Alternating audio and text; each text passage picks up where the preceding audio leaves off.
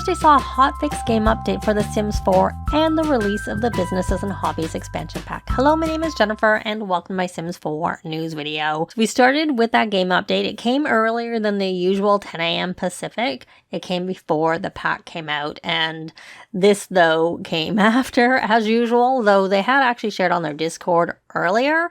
So it essentially said, today's release brings quick fixes for issues reported on the previous update, including body distortions on child Sims. So this update was just to fix things from the last update, and it didn't fix any other bugs that had been outstanding from before then.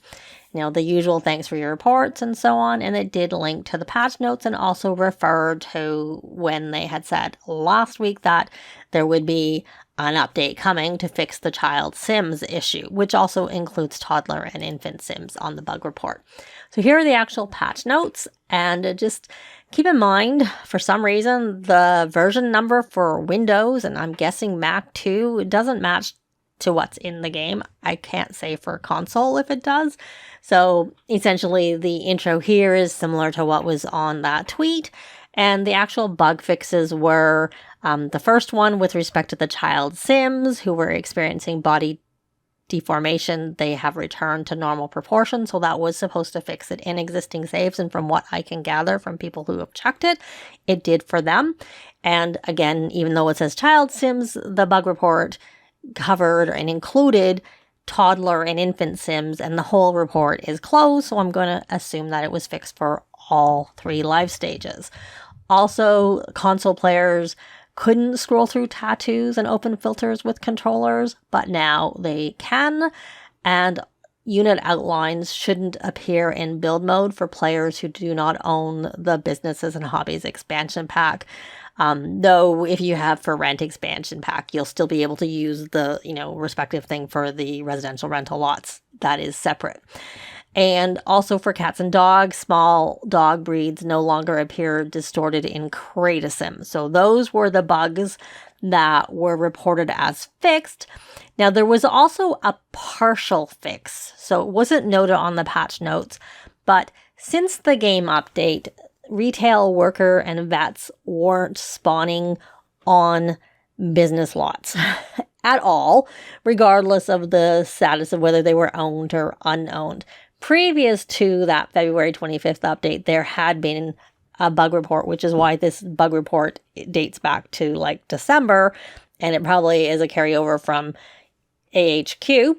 So that previous bug is still in existence, but now, per Crin's edit there, the patch reverted to the bug that was before, and so what's being tracked is noted there, but essentially, if it's an unowned business and you go visit it, vets and retail workers should now spawn. There was an issue if it was an owned business and you went and visited where they weren't spawning. I didn't look into detail, but you can see there what is covered now by the thread, since the newer issue that was being covered has been fixed. So that number probably includes the, the worst issue. And now it's, the lesser issue that was there before. So as for the mod impact, here's a couple of things from, various Discords. The top one from Deaderpool essentially is it was a small patch, was unlikely to break much, but it's still a good practice to back up your saves before updating your game. And they give an example how to do that and keep an eye out. And then Deaderpool had cleared the 2025.1.1, which was hotfixed from the previous update, to work with this patch. Sims After Dark actually said that the update didn't even disable mods. So from what I can see, I haven't seen notes of the update breaking things. However, the pack has broken a few things, and including tool. If you have the new pack, there's a white screen, and there were some other ones, and some have been updated already. And I would suggest, if you want more information on that, either go to, I follow Deadpool's Discord for the mod updates, but I also tend to look at loose lists, but I didn't want to go over that in detail because it was pretty minor with respect to the impact on mods.